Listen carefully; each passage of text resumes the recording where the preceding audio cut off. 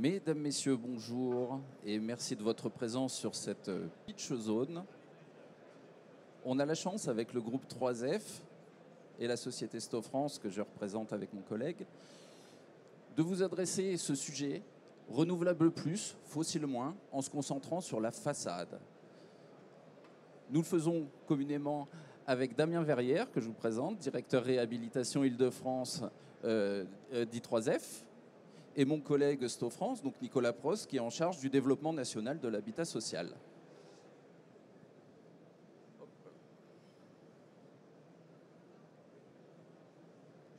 Hop là. Si la régie peut passer la slide suivante. Ah oui. Excusez-moi, c'est les joies du direct, en effet. Qu'est-ce qui nous amène ici aujourd'hui? L'urgence climatique, notre volonté de limiter les émissions de gaz à effet de serre, et puis on va se concentrer effectivement sur ce qu'on peut faire, sur ce que l'amélioration thermique de l'habitat, avec un focus sur la façade, peuvent amener comme progrès. Sur ce, Monsieur Verrière, est-ce que vous pouvez présenter brièvement le groupe 3F? Oui, bonjour à toutes et tous. Merci d'être présents aujourd'hui. Alors d'abord, mes remerciements à l'équipe Sto, Nicolas Prost et vous-même, de nous avoir invités sur la pitch zone pour présenter deux choses. Notre stratégie énergétique sur le patrimoine du groupe 3F, et puis partager avec un industriel comme Sto les problématiques que nous rencontrons lorsque nous réalisons les chantiers et sur lesquels on a parfois quelques difficultés. Donc c'est toujours intéressant de partager nos éléments respectifs. Alors le groupe 3F, c'est le premier opérateur de logement social en France, qui fait partie d'Action Logement Immobilier, qui possède environ 1 million de logements. Concernant 3F, on possède presque 300 000 logements, dont, pour faire simple, la moitié en Île-de-France. Monsieur Verrière, vous êtes donc directeur réhabilitation Île-de-France. Que pouvez-vous décrire un peu plus précisément comment se compose votre activité? Alors on a, à la direction de la réhabilitation Île-de-France, on a 3 types d'activités. D'abord, la réhabilitation thermique majoritairement, puisqu'on en fait 3400 par an. Alors les chiffres que vous voyez, c'est des chiffres sur 10 ans, donc c'est une moyenne. On résidentialise 1000 logements et on démolit environ 200 logements par an. D'accord. Est-ce que vous pouvez nous donner quelques chiffres également sur le nombre de logements en fait, que vous pouvez adresser au cumul sur quelques années? Voilà, donc là vous avez la totalité des logements que nous avons réhabilités sur les 10 dernières années. Donc c'est 40 000 logements réhabilités avec effectivement un pic en 2017-2018. Comment vous l'expliquez, ce pic? Alors, il est lié à l'intervention des pouvoirs publics avec les prêts de haut de bilan bonifiés qui ont permis d'accélérer considérablement chez tous les bailleurs sociaux, dont 3F, l'activité de réhabilitation sur ces 2 années. Très bien. Pouvez nous en dire plus sur les obligations auxquelles vous avez à faire face au quotidien? Alors, on a un premier impact réglementaire que vous connaissez tous, c'est la loi Climat et Résilience d'août 2021, qui prévoit l'interdiction à la location des logements les plus énergivores. Alors je vous ai rappelé les dates et je vous ai mis les croix sur les logements les plus énergivores. Donc les pires étant les étiquettes G qui seront interdits à la location en 2025, les étiquettes F en 2028 et les étiquettes E à partir de 2034. Sur ça, ce sont donc les objectifs réglementaires. Action Logement et le groupe 3F se sont engagés par anticipation sur l'éradication de ces épaves thermiques, ces passoires thermiques, puisque nous avons pris des engagements plus importants, puisque nous aurons normalement éradiqué la totalité de nos étiquettes F et G avant 2024, et par rapport à la réglementation qui interdira la location des étiquettes E à partir de 2034, nous avons souhaité accélérer le processus d'éradication et nous aurons terminer les étiquettes E avant 2031. Plus précisément, votre parc, de quelle étiquette se compose-t-il? On peut avoir une idée? Alors, on vous a fait une cartographie du DPE du parc francilien à fin 2021. Vous pouvez constater que à peu près 50% de notre parc est classé en étiquette A, B ou C, et 80% si je rajoute les D. Et effectivement, en termes d'étiquettes F et G, qui sont les premières impactées par la réglementation, on est plutôt un bon élève, car on en a relativement peu. Mais ce sont néanmoins des opérations très compliquées à sortir.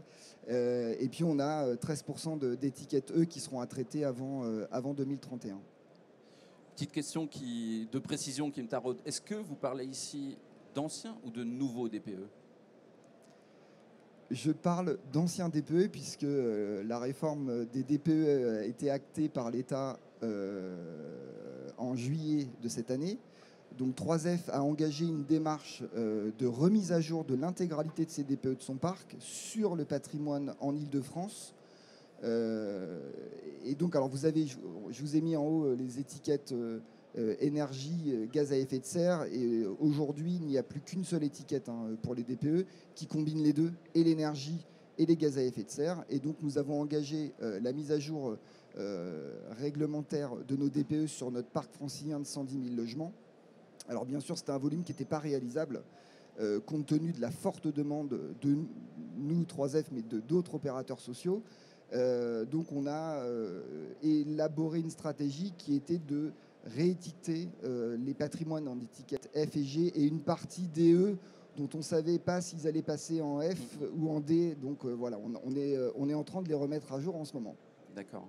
Et donc, comme on le voyait, des étiquettes F et G, il en reste néanmoins. Quel est votre plan? Alors, on a beaucoup dans le patrimoine en étiquette F et G, une grande majorité de ces logements sont situés à Paris intramuros. Donc vous avez 450 logements qui sont des petites opérations un peu compliquées puisque c'est du patrimoine qui est soit faubourien, soit haussmannien, avec des contraintes architecturales fortes. Et donc on a lancé 18 opérations en 2021 dont on est en train de réaliser les travaux actuellement pour des coûts au logement qui sont, vous pouvez le constater, assez importants, qui sont grosso modo le double de ce que nous injectons normalement dans les logements pour un coût de près de 30 millions d'euros, avec la particularité qu'on met en place dès que l'on peut des isolants biosourcés, des produits géosourcés pour tenter des choses, et c'est là où on a besoin de vous par ailleurs. D'accord. Une autre opération à citer, peut-être, en intramuros? Alors oui, j'ai l'opération de la rue Pelleport, qui est une opération qui était en étiquette F, qu'on a réussi à ramener en étiquette C à travers un énorme travail sur l'enveloppe et sur les équipements de production de chauffage et d'eau chaude. On est sur des coûts qui sont un petit peu moins importants, mais qui restent quand même considérables. On est près de 42 000 euros du logement pour un montant d'investissement de 3 millions. Opération qui est, je vous invite à aller la visiter par ailleurs, qui est superbe. Voilà. Merci M. Verrière, on n'y manquera pas. Merci à vous. Côté industriel cette fois, Monsieur Prost, est-ce que vous pouvez nous présenter Sto en quelques mots? Bonjour à toutes et à tous et merci beaucoup pour votre présence. Alors je vais vous présenter un petit peu l'entreprise Sto, qui est un groupe familial détenu par la famille Stottmeister, d'où les 3 premières lettres du nom de famille. Et c'est avant tout un groupe qui est leader mondial et français de l'isolation thermique sous enduit par l'extérieur. C'est un groupe qui compte à ce jour 5600 salariés dans le monde et qui génère un chiffre d'affaires d'1,4 milliard d'euros. En France, nous sommes organisés de la sorte. Nous avons une distribution centralisée, gérée par 18 agences et nous travaillons en B2B uniquement. Voilà. Donc on a 2 centres de production car nous fabriquons en France nous fabriquons en France sur 2 sites de production que sont un sur la Vendée et l'autre dans le Loiret à côté de Montargis. Nous comptons à peu près 300 salariés. Nous sommes ici au congrès HLM. Concrètement, comment accompagne Sto le logement social?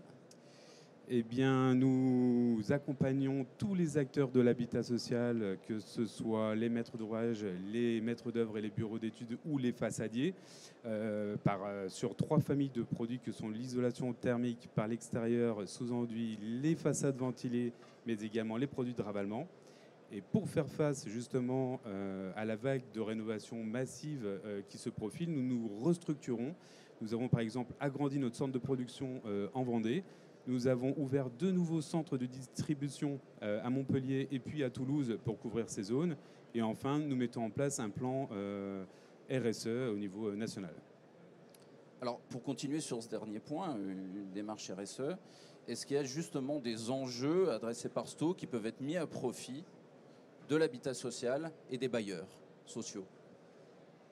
Alors, donc intimement lié avec notre plan RSE, on développe 5 axes de développement durable, dont le plus important est la protection du climat. Et à ce sujet, nous avons réalisé un scope 3, donc c'est une photographie de notre empreinte carbone en 2020 pour savoir déjà où on en était et quels étaient les axes d'amélioration qu'on pouvait améliorer.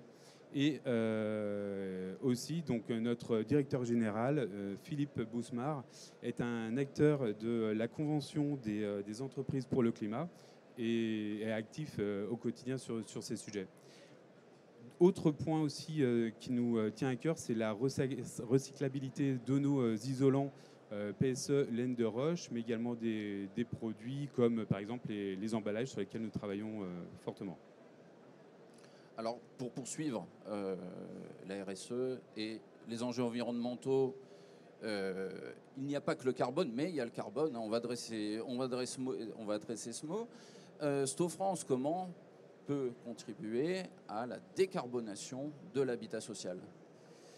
Alors, c'est vrai que la décarbonation, c'est un sujet qui est très présent actuellement. La décarbonation, c'est plusieurs axes, notamment le premier, c'est avant tout améliorer l'enveloppe du bâtiment pour rendre les bâtiments moins énergivores. Qui dit moins énergivore va dire moins de dépenses énergétiques, donc moins de consommation. Secondo, le deuxième axe, c'est vraiment améliorer les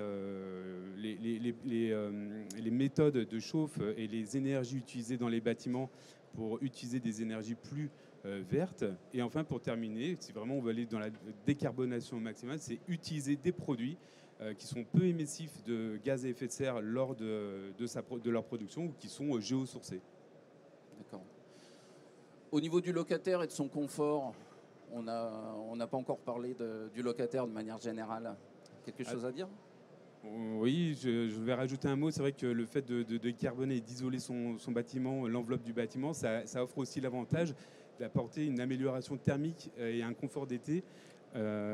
Puisque l'isolation va absorber de façon passive les pics de chaleur, et notamment, on l'a bien vu cet été avec la canicule qu'il y a eu, le confort des locataires dans leur logement, c'est vraiment un axe prioritaire qu'il faut aussi avoir en visu.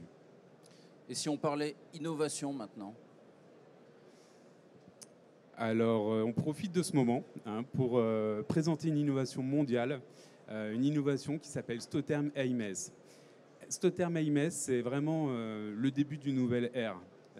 On va, et on le fait déjà, commencer à remplacer nos liants à base d'hydrocarbures par des liants végétaux à source végétale, et notamment ici à source à base d'huile de pin. Donc à hauteur de 30%, on va changer justement la donne. On va commencer à utiliser des liants géosourcés.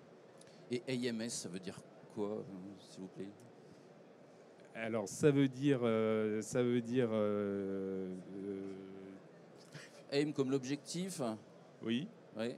Et S comme sustainability. Voilà, c'est ça. Le développement durable. Je ne suis pas bilingue, désolé.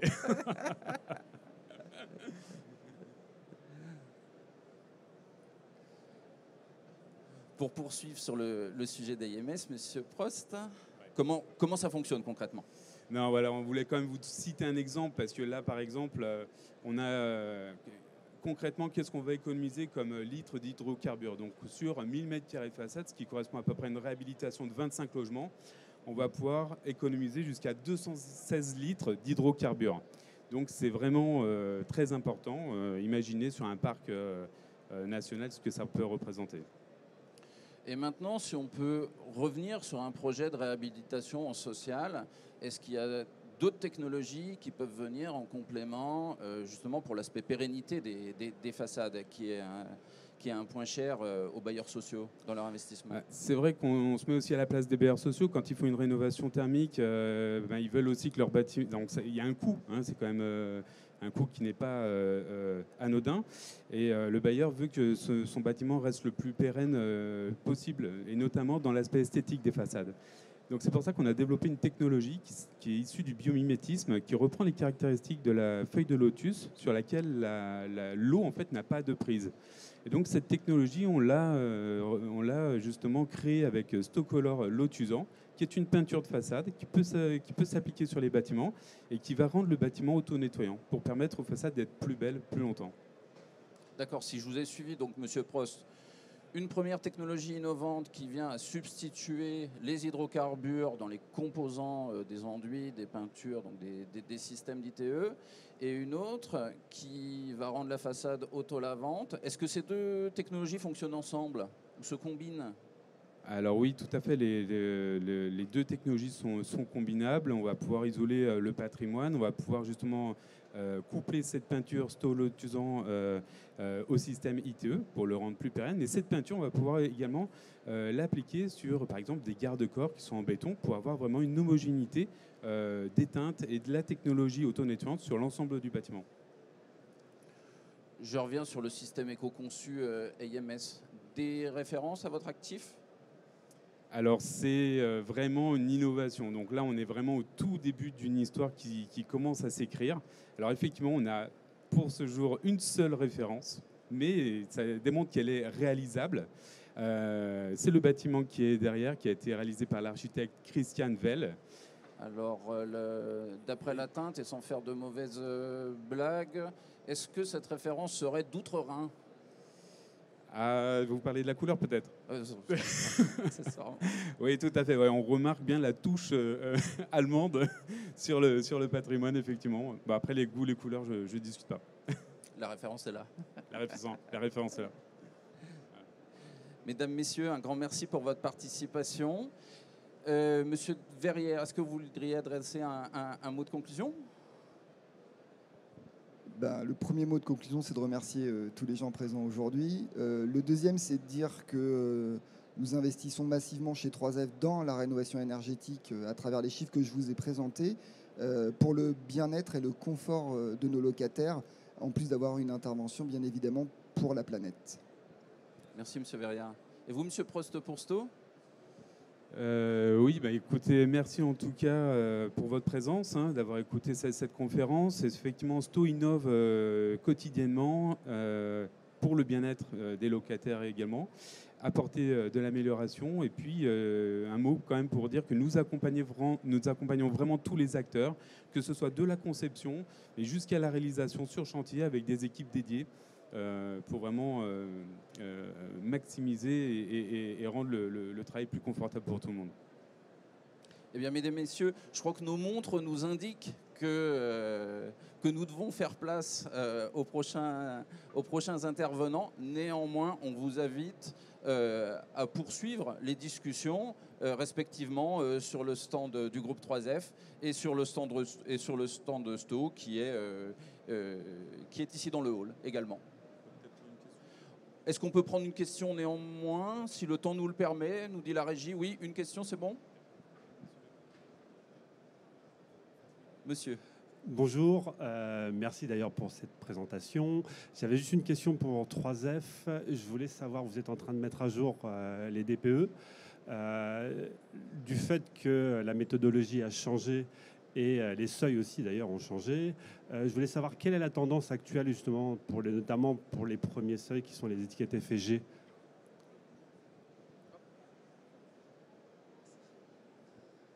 Alors la tendance, elle est plutôt favorable. Je reste extrêmement prudent car nous n'avons réalisé qu'une vingtaine de milliers de logements à ce jour. Donc il faut prendre avec beaucoup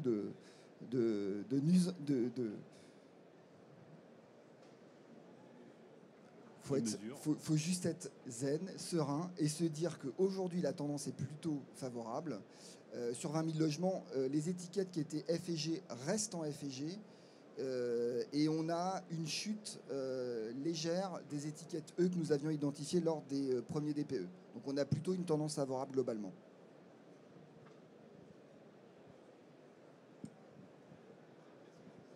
Bonjour, Avril Colleux, architecte de chez BRS.